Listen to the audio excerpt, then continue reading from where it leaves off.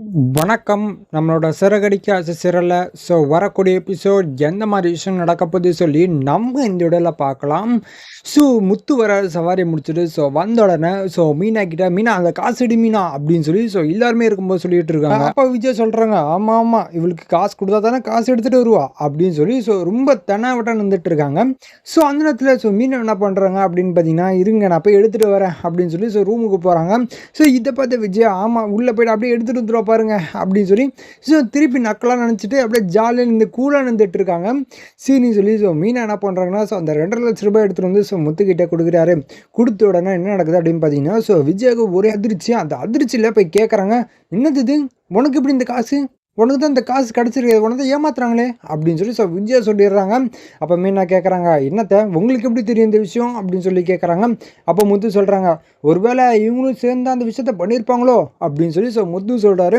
அப்போ ஸ்ருதி சொல்றாங்க, "மீனா நான் நேத்தே நினைச்சேன் மீனா, எல்லாருக்குமே சாப்பாடு ஹோட்டல்லேருந்து வர வச்சாங்களே, அதுவும் ரொம்ப சந்தோஷமா இருக்காங்க. நான் அப்பவே ரவி கிட்ட சொன்னேன். அப்போ மீனாக்கு ஏதோ பிரச்சனை இருக்கு அப்படின்னு நான் சொன்னேன்" அப்படின்னு சொல்லி ஸ்ருதி சொல்றாங்க. அப்ப அண்ணாமலை கேட்கறாங்க, "விஜயா உனக்கு எப்படி இந்த விஷயம் தெரியும்?" அப்படின்னு சொல்றாங்க. அப்போ விஜய் சொல்றாங்க, "ஏங்க அத விடுங்கங்க. அது ஏங்க உங்களுக்கு?" அப்படின்னு சொல்றாங்க.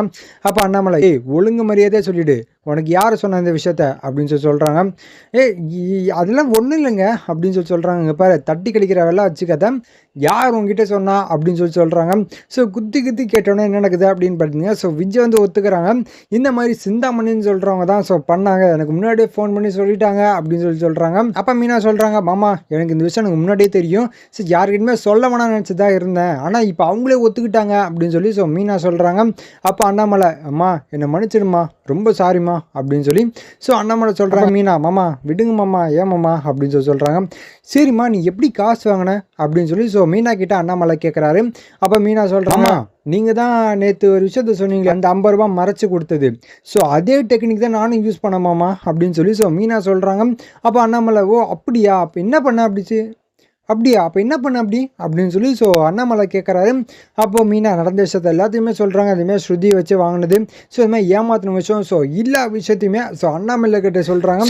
இத கேட்ட உடனே விஜய்க்கு ரொம்ப பெரிய ஒரு ஷாக்கு. அதுவும் இல்லாம முத்து வந்து, "பார்த்தீங்களா இந்த வீட்டுக்குள்ளேயே எங்களோட வியாபாரத்த கெடுக்கிறதுக்கு எவ்வளோ பேர் இருக்காங்க பாருங்க. அதுவும் இல்லாம இந்த பார்லமா வேற சேர்ந்துருக்குன்னு எனக்கு ஒரு டவுட்டு" அப்படின்னு சொல்லி முத்து சொல்லிட்டு இருக்காரு. அப்ப ரோஹினி சொல்றாங்க, "முத்து இங்க பாருங்க சும்மா தேவையில்லாம என்ன இழுத்துட்டு இருக்காதீங்க" அப்படின்னு சொல்றாங்க. சரி அப்ப அண்ணாமலை சொல்றாரு, "டேய் முத்து சும்மாடா, எதுக்குடா சும்மா வம்பு இழுத்துட்டு இருக்க" அப்படின்னு சொல்றாங்க. ஒரு வழியா இந்த விஷயம் சால்வ் ஆயிருச்சு.